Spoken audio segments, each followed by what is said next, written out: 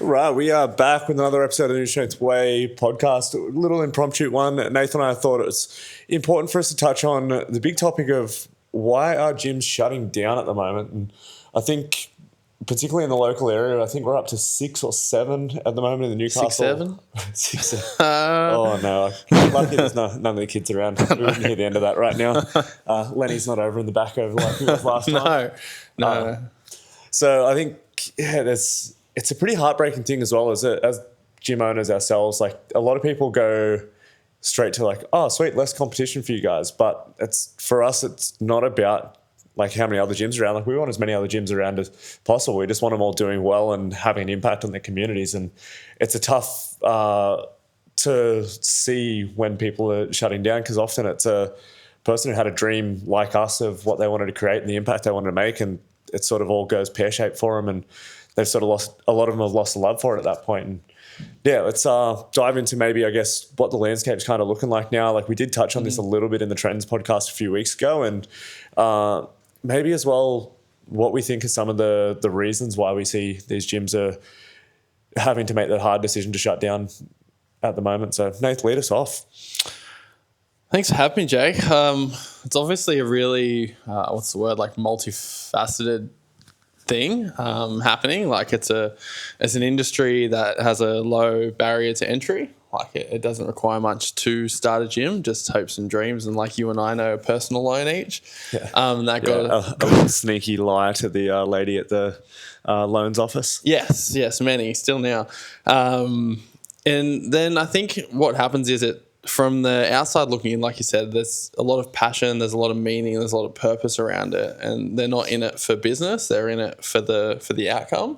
But then unfortunately, like you can't run those outcomes off hopes and dreams and good vibes. Like the only way you can afford to maintain good trainers is money. The only way you can maintain your, $100,000 a year lease is money.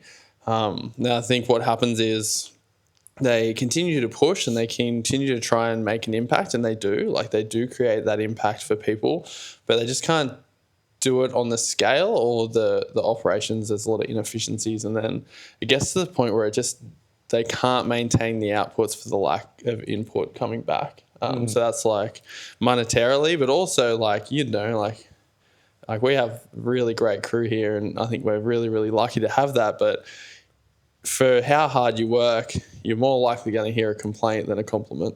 Like whether it's like, oh, the toilets could be cleaner, or when he's going to get a water fountain, or whatever it is, which is fine. Like they're all fair things, but you don't hear a lot of the wins or a lot of the positives. So you have that, and like you hear of people that are running gyms using their own personal savings just to prop up the business, and they do that until they exhaust their like refinancing their mortgage or whatever it is. So it's there's a lot.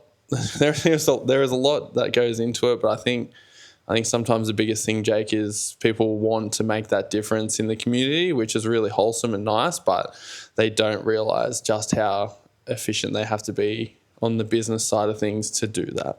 And not only on the business side, I think on the delivery side as well, because I do see there's a big thing of like coach burnout. There's like coach burnout, owner burnout. Like this seems to be a typical trend in the industry, is that like coaches might have, maybe it's a year, maybe it's 2 years, maybe it's 10 years, but they just get to the point where they have maybe lost the love for it. They've cared so much for so many people for so long, and then it's like it turns around and they just don't seem to care anymore.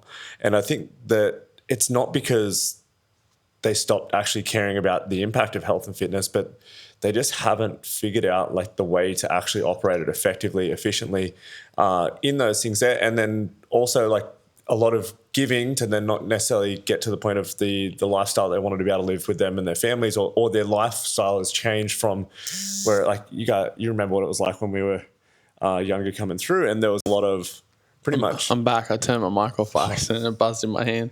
I'm back. I can see it on the thing. Yeah. There was a lot of within there, like we'd get up, we'd do the split shift in the morning, we'd train, we'd eat, we'd go back and do it again, and maybe duck to the beach for a quick dip in between. And like it was a good lifestyle when you're 20, but absolutely. When you've got to do that you got to swing kids pick up from school, dinners, you get home and it's dinner, bath, bedtime routines and then swing back around and you're doing the same thing again. It doesn't quite fit to do that anymore. So sometimes the burnout and the lack of care comes from like the inability to do that with the way that your own lifestyle has changed. But yeah, absolutely. It's like I said at the start, it's really multifaceted. And I think a lot of the industry turnover is they see that and do some quick math and they're like, oh, I love training and I can coach a couple of people and PT's $100 an hour. If I just do this, then I'll earn this and then I'll be able to do this. And they don't actually realize the amount of effort that actually goes in to do it well. Like that's what, when you're saying like to do it well, to do it in a way that actually maintains clientele, keeps them happy, creates a great result and you're engaged and people are progressing and you can do it so it's sustainable. I think that also with the coaching standpoint, not so much owners, but coaches coming into the industry, where it looks like from the outside looking in, it looks easy peasy, and then they get into it, and it's just it's the opposite, really. Yeah, and I think the other part is like we've talked about this before. I know we spoke about it on the Geronimo pod that we're on. So like, the industry's still so new that we still don't understand best practices yet. Yeah, like, and that comes down to like every layer. Like I know, like in that we were discussing about is like. When we started, we didn't know anything about this sales, marketing, content, all these things. We just sort of winged it. And in some cases, like I now think like what we were doing 12 months ago was kind of winging it. And probably in 12 months time, we're probably going to go again of like, oh, we were just winging it at this point here. And like, I know that is that perpetual, like the more that you know, the more that you realize you don't know. Yeah. In those sort of ways there as well. But simple things of like, I think we get stuck as looking at like, all right, programming, like how do we make this into a system, not just the workout of the day that just sort of pops up. Like I know we used to work with some guys where it's like they'd come up with a circuit at the start of the day and every personal training client got the exact same circuit no matter what their goal was. And there was no process to it, but they didn't have the time to put in the work for those sort of things there. So they just made it as easy as possible. And that their system was, let's make this as low barrier possible so I can earn the income that I need to for the family and so on, which you don't blame them for. But then it was like a little bit of front end work of learning and creating a system that actually was able to produce achievable results that was scalable to the different clients. And you could tweak that, or you could start from a different baseline, but depending on what their goals are, what they're coming into and their history was, then could mean that you could have it just as simple and easy, but you would actually be able to make it a realistically tailored experience for the client to actually help get them to where they want and not actually take any more time off you. And I think a lot of us have then jumped in from where there wasn't a system before us because it was that first generation fitness coaching business there that was, what do they call it? Like airplane tape with like held together by tape. Like or building the airplane in the sky. Yeah. So like things like that. And then kind of people like us jumped in and went, all right, well, we've seen some gaps here. We think that we can do it differently. And the only option was like there wasn't full-time career option. So it was like you went out and tried to do it on your own. It was the only option. Either tried to figure out and fix some of those things that you saw before, which was probably only like in reality for us, like we'd only really seen one business in the frame of like how it was shaped and stuff. Like, so we only had a small worldview of what the fitness industry realistically was like. Yeah, we took a lot from the States. Like we had our experience in where we'd worked, but in terms of the model change that we went to from 1-to-1, it was a lot from the States and what people were doing there. So you had to peel it from like looking for it in other arenas. And I guess that's the other thing that a lot of these guys, they're in that second gen as we are, or even like now into this sort of the third generation now that you are starting to see where it is more online based. Like a lot of it is. We're getting old. Yeah, we're getting old when we're not in the new generation anymore. Is it's taking these things that weren't necessarily like had any best practices around, and then we just tried to just continue to do it in the same way. And then some people did it better by being able to create frameworks. Like I know that's one of the things that we were working with the team in the last couple of weeks is putting together our frameworks in a base on our programming platform so we can just save 15 minutes each time, because our coaches, like, they know the framework of what they'd be doing with the clients, but then they were still building it from scratch every time. Yeah. And that's creating an inefficiency that, like, generally most of the guys, they love actually programming, coming up with a plan for the client, but they hate putting it into a team builder. Like, they know it takes time, and that's like a drain of their time and effort and energy that could be better spent. Like, they'd rather spend that with a client making an impact on their life, not absolutely. putting it into the computer. Yeah, it doesn't have an energetic return. And we're only 8 years in, nearly 9 years in, making these tweaks now to make things just that little bit more efficient, so we can conserve the energy levels of the coaches. And I think that layers into every part of the business and every part of the coaching experience too. That I think that's a big part of where you see the owners and stuff have been burning out because they've never actually tried to make things into a way that's repeatable, but gets a great result. It doesn't lose their flair either. No, I think that's a really good point, Jake. What do you think that would be one of the biggest things, or what do you think the actual biggest contributing factor is? Look, obviously I have my thoughts on this. Obviously, there's the signal and the noise of there is the 1,000 things that comes your way in terms of the noise that you get, but the signal is obviously there's the lifeblood of business is you need to generate leads and sales and so on. But I do think that a lot of us in the fitness industry didn't get into it because we wanted to do sales or we didn't want to do marketing. We wanted to help people. I do think alongside that, though, I think that in the process, we've then held on to those other things because we haven't made those things easier to allow us to step into the other stuff. We haven't developed our teams up in the way that we need to so we can step into those things. And we've probably held too much. I know I'm a control freak on it there. And I assume there's a lot of other guys and girls out there that are in there that are in the same thing where they just want to hold on to those things because they're comfortable there too. They know they can coach well. And they want to hold on to those and not move forward. Do you think, though, owners reject that identity of moving into the business owner because that's not what they ever wanted to do, but then they don't realize that's what they have to do to get what they want? 100%. But and I do think a big part of that, though, is because the generation before didn't provide a future for coaching career opportunities. Yeah. I think if there was that there probably would have been half of the gyms around because half of the people that went out and started a gym by themselves would have just taken up the full-time career. Yeah. They would have just become a career coach and just gone, I'm going to do this and I'm going to do it really well because I love this stuff. I despise the other thing, but it was how do you become a career coach? Back when we started out, it was the way to become a career coach was to start your own gym because there wasn't a career in working casual for somebody else. Or do 80 sessions a week. Yeah, and then I was I'm taking 2 weeks off over Christmas to spend time with the family and so on. And it was oh yeah, sweet, you don't get paid for that. And you're shit. So I think it is so multifaceted, but I think that all of those things, those things there are the inefficiencies of the deliverable side of things has made it difficult for them to be able to let go. They haven't been able to train their team up so that those things are there so they can let go and they can step into the other thing, but they probably haven't wanted to either.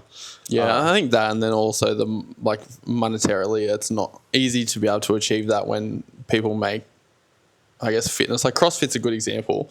It becomes a commodity. And then everyone expects to pay, I don't know, whatever it was, $50 a week because CrossFit's worth $50 a week, except that doesn't work everywhere because if someone wants to actually have good coaches that are paid well and their lease is $100K a year and all those things, then it also adds up to I need 400 members to do this thing.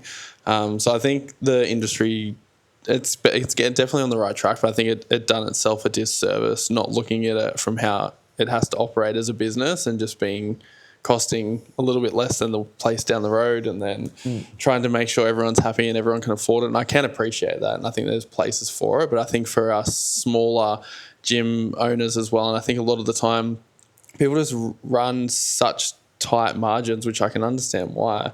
It only takes one little thing to go wrong and then it's done. A rent increase has been the sledgehammer.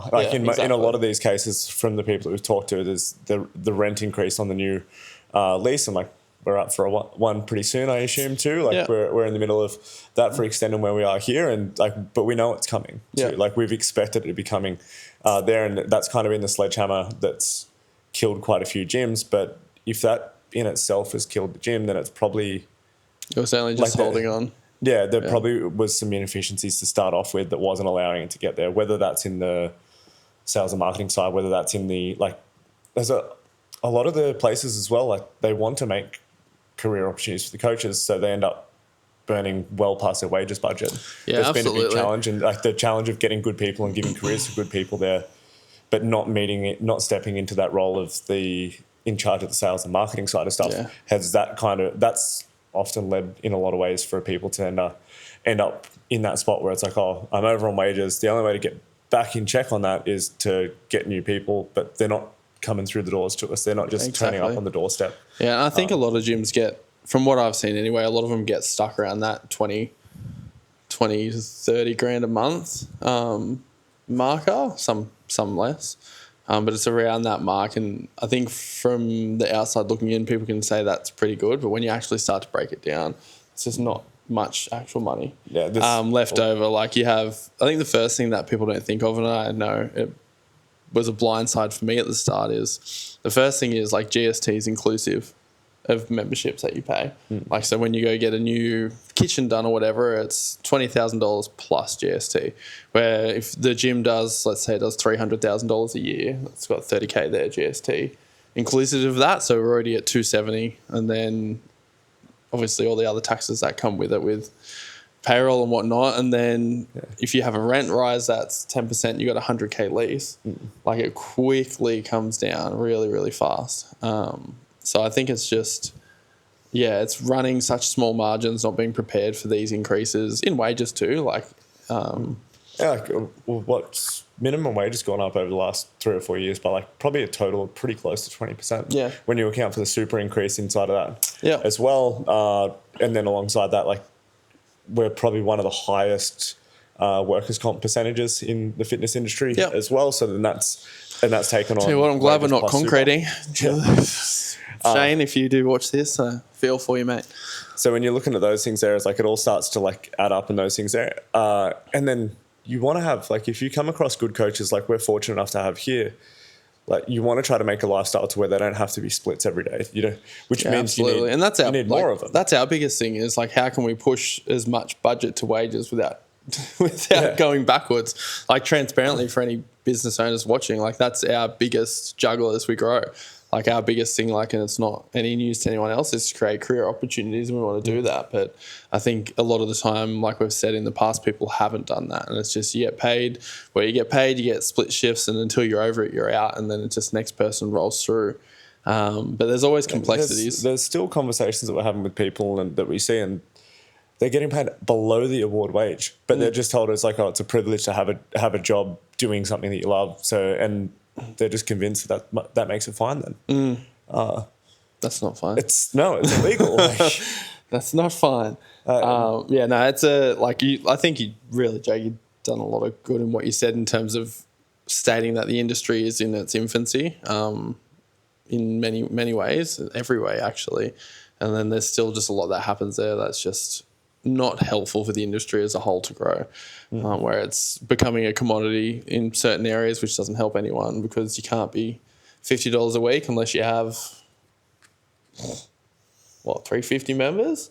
Probably or something upwards. Like, and I know that probably sounds, for anyone that doesn't own a gym, for people that own a gym, they understand right now. For anyone that doesn't, they do quick maths. But once you have all the operational expenses and whatnot, for someone to actually own it and have time, let's say they have a family, like that's just where it has to be at that standpoint. It would be more. It'd be 400 plus.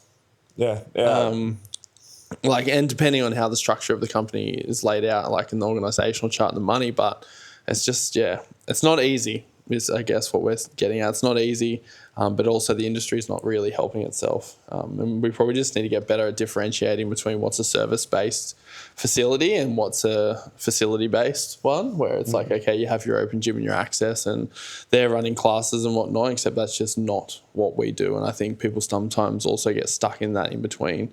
And then they find themselves trying to do everything but then doing nothing at the same time. Yeah, I think that like it all comes down to it's always in essence the pilots in some way, shape, or form. Whether for whatever that situation they've created for themselves. Like, and we've talked about it for behind closed doors. A lot of like, it's none of the situations that we've put ourselves into. I can probably transparent like we've taken losses for years, like at times, and it's been. Partially because we've gone, all right, well, we're going to spend these things on creating the gym into being what we want it to be so we can get to where we want to go to. And paying the guys what we want to try and pay the guys. Yeah, and trying to leapfrog with that there of going, all right, cool, we'll put the team onto what we think they deserve and or as much as we can afford. Like, if I think our team are incredible and I'd pay them as much as we can physically pay them. Well, that's the current growth, right? Like, and Dino, if you watch this, that's why you don't see me as much, mate. It's creating career opportunities, but you have to let go of things for them to ascend up, and then you need to make sure that you're steering the ship and making sure there's enough money coming in and staying in, and they have roles that help facilitate that, so they can actually have a career, so then they can have those things with their families as well, which they do deserve. And that's funny, like when people ask me about the gym now, it's like I don't feel any pressure or any like expectation on programming or session delivery or whatnot. It's like when I'm here, I feel the pressure of making sure everyone can eat, like in the team, if that makes sense. And obviously that's metaphorical for them being able to achieve what they want in their life, except that's the game and that's the ascension. And if you're not going to those next levels as you go up, you will get stuck where you are. And that does make it hard to grow, hard to get good people, then hard to maintain clients too, because they're not actually getting the service. They just want you. And you can't be spread that thin for that long. I think that's one of the big things, and I think we've been lucky to have each other. And that probably like clicks on another one. It's like the other thing that I do see often, well, not super often, but there's still guys that are working a full-time job and then owning a gym. Yeah. And then wondering, it's like, just like, I'd love to not have to do this. I'd love for the gym to make enough money so I can just work in it all the time. But that's like, a good catch. It's a tough balance, because if you're the leader and you're not actually there, it's tough not then built because to the point where you have somebody running it, so you cannot be there. And it's generally they run at a pretty low membership cost too, because they're just trying to float itself. Where it's like, I don't actually take any money from this thing. Like one coach gets paid, but then that actually creates in each to their own. I'm very much for everyone chasing the dream. So it's a disservice to the industry, because then the perception of like the $50 a week classes, I was like, that place, a lot of the places are just shut now. So I hope that sells for itself that it can't work. But it's the people that have a full-time job that support their own, and then they have maybe one coach in and it's still struggling. It's treading water just to make it through. I think as an industry, we'll get more consistent. The gym pays for itself. It's not going anywhere, and I work for free while working my full-time job. Yeah, exactly. Exactly. So, and then that makes it more challenging. But all in all, it does suck. Like it's the second most failed business, I'm pretty sure, just after hospitality. And it's not easy, especially in the current climate. But I think like the things you touched on, Jake, is... What do you think the impact of the online fitness has added to this? I don't think it matters, to be honest. Like it's obviously growing and it's bigger, but I don't think it really matters. I think if people want a community and they want support and they want human interaction, then they will still go to the group training or the personal training. I don't think it's been there personally. I think the impact has been on the coaches' side. I think it's like less talent available, or I think there's people that are like seeing that as the opportunity instead of going like deep into coaching career, and then it's like, so they haven't like. They then aren't spending all the time like developing their coaching skills, because they're wanting to develop the online stuff as well and develop the personal brand and those things there, instead of necessarily being great at the thing. I have a theory on that loosely. I haven't thought it through very much, so you can come at me if you want, any listeners. I feel like it's really... I think some people do it well, and they'll try and they'll develop and they'll do well in that online space, but I think it's like anything else. It reminds me of like an F45 when we started. Whereas like it's this shiny thing and people just want to coach just to do that thing. But then they'll realise it's work and it's not what they think it is, and then they get spat out. Like I'm pretty sure it's less than 5% of people with their certs are actually still in the industry. So I think the same thing's happening within the industry. It's just a different wrapper. I think the current wrapper at the moment is online. I think it'll spit people out pretty quickly. And I think before it was like your F45s or... Everyone wanted to... Ultimately, I think the best way to be a good online coach is actually to coach people. Like, you've got to have done it in person. Maybe that's my old man, like, this is how it should be. But it's that, and then it's also what the measure of success is. Like, if someone has a big enough personal brand with a big enough following and they're making whatever money it is, then, like, are they using client outcomes as the measurable? And they could just utilise their personal brand to monetize it and get good coaches in under them to write programs and do those things. So...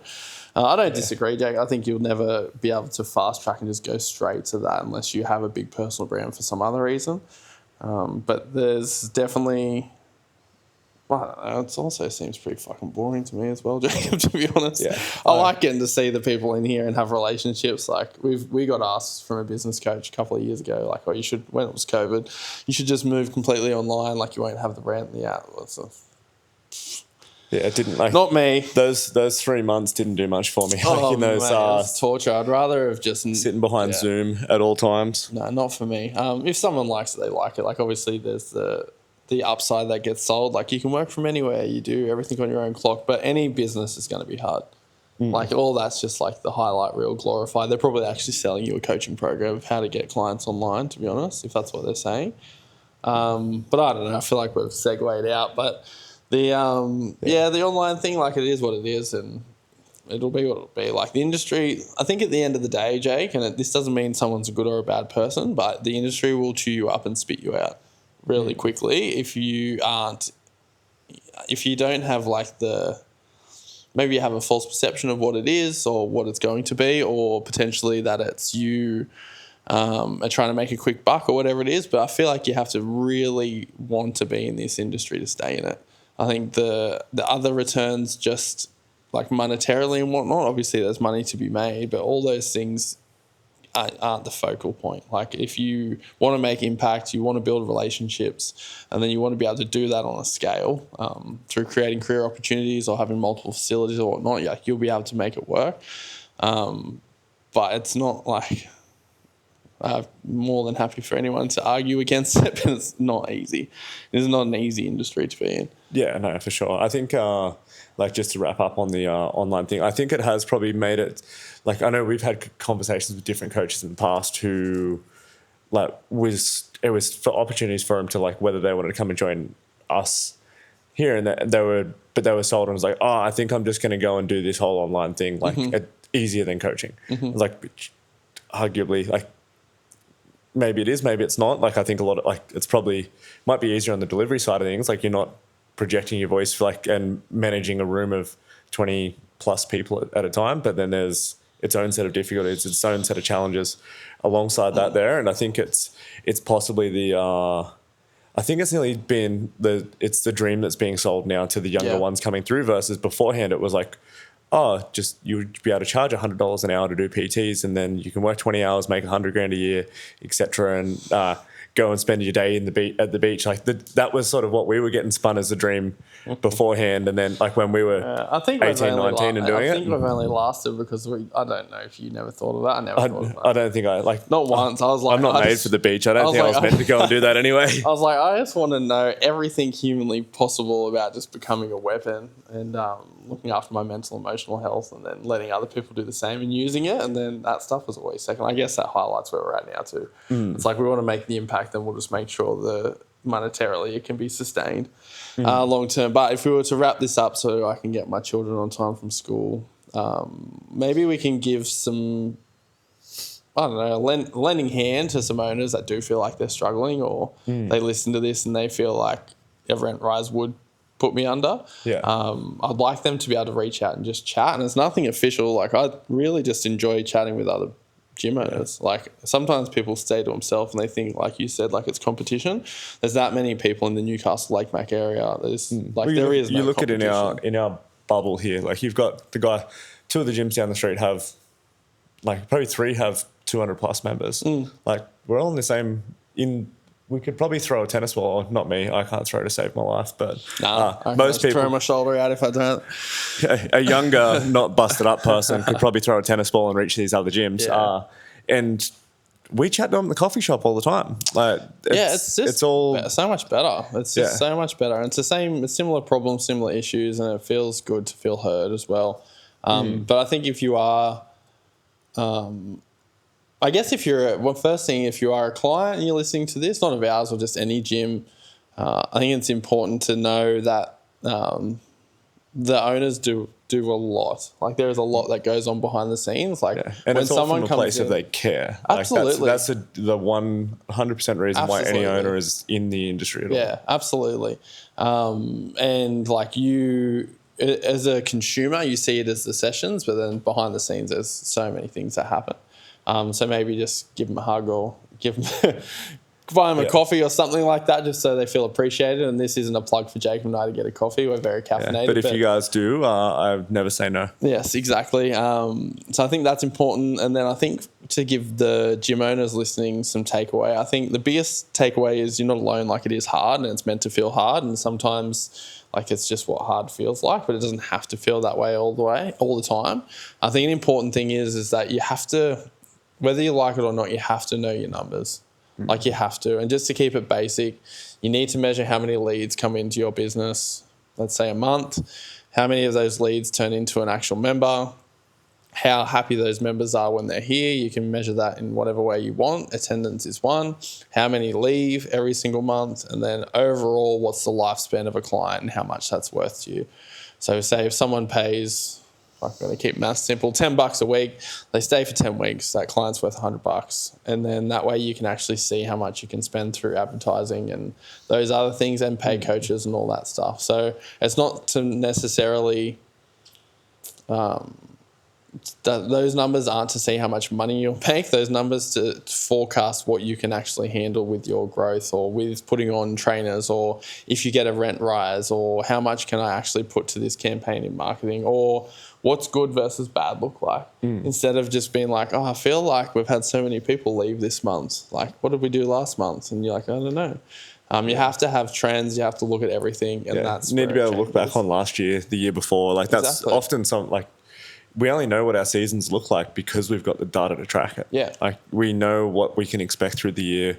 Obviously, there's some variation from year to year with those things there, but then it's like you only sort of know, you can't compare a winter to a summer. So you've got to go, all right, well, what was summer last year look like? What are these things there? And I think, like, as you said, like don't be afraid to ask for help on things that you don't know too. Yeah, like, absolutely. Like that's been our biggest successes. Our jumps most of the time. We ask for help and we pay for help. And we're happy to do so. Like, and even if it's one question, like that's, we're literally, in conversation, like we've got coaches that we work with, and there's a guy that we've been mates with for a long time that's really successful, and we're reaching out to have a call with him next week, just because we have a question about one thing that he's done and how do we then navigate that ourselves. And I think that's ultimately is like the utilizing that, focusing on like, who do you need to become to get to where you need it to be? Like that's been probably a big thing for me. Is like, I've had a hard time letting go of being the coach because I'm confident in there.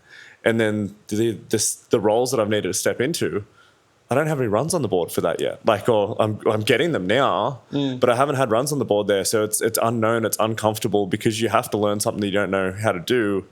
And that's why you go and lean on somebody else who has done it. Because it's like, well, if I don't have the runs on the board, at least I can go with the trust of, if you've got the runs on the board, you can show me what that is. Yeah. And I can, if I trust that you're telling me the truth, then I can borrow your trust to get me moving towards it. And then once I've got some runs on the board, then I know that I can make these steps on there. And it's the exact same thing as when you started coaching. Yeah. When, like, generally the first thing that we say to like a new coach or somebody who's like wanting to be a coach is like, you got to go through the ins and outs of training yourself. Yeah. Because that's the quickest way. Is like, it's going to be really hard to try to navigate coaching somebody else if you've got no runs on the board. And the quickest way to get runs on the board is just try a whole bunch of stuff in your own training. Yeah, like, I know what endurance feels like. I know what heavy strength. I know what weightlifting. I know these things. And I know how to navigate all these issues that pop up because I did it. Yeah, absolutely. And the same thing happens in those tasks in the business. Like, I'm probably not the most nurturing of conversationalists in a lot of situations. And that's something that I've had to work on over time to then get better at helping us manage the team and managing client interactions as well. And those things are important, and it's kind of like figuring out who you need to become or who you need to model for a period of time so you can step into that role there. So it's like asking for help, figuring out what you don't know and who you need to become, and then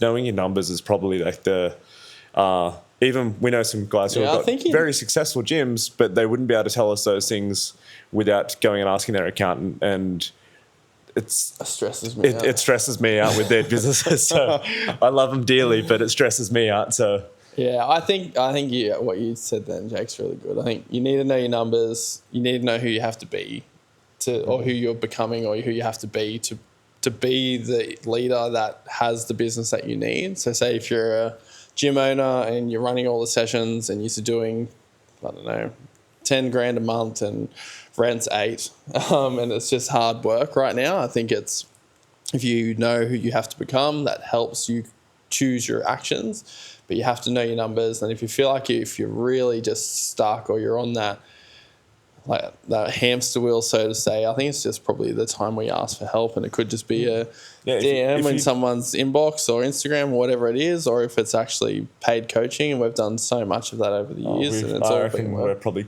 closing it on like 200 grand that we've spent on it. Like, over. it's probably you probably know it more. I don't look at the. I know my numbers that I need to know. Little lesson for gym owners: you don't have to know every number. You just need to have somebody that knows the number. No, it would be, and I think it's important for people to know that wasn't because it was just laying around.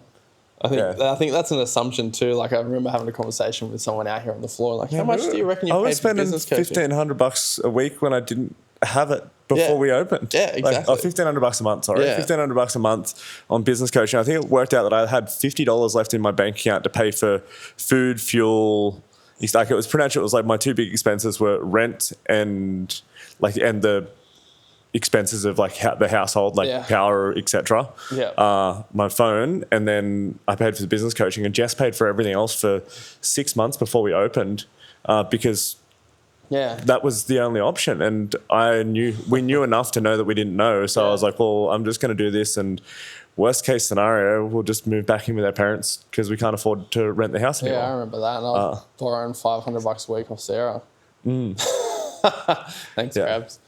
It all worked out for her, didn't it? Yeah, absolutely. She had 100x return. Emotionally. It's just, definitely know your numbers, and then who do you need to become?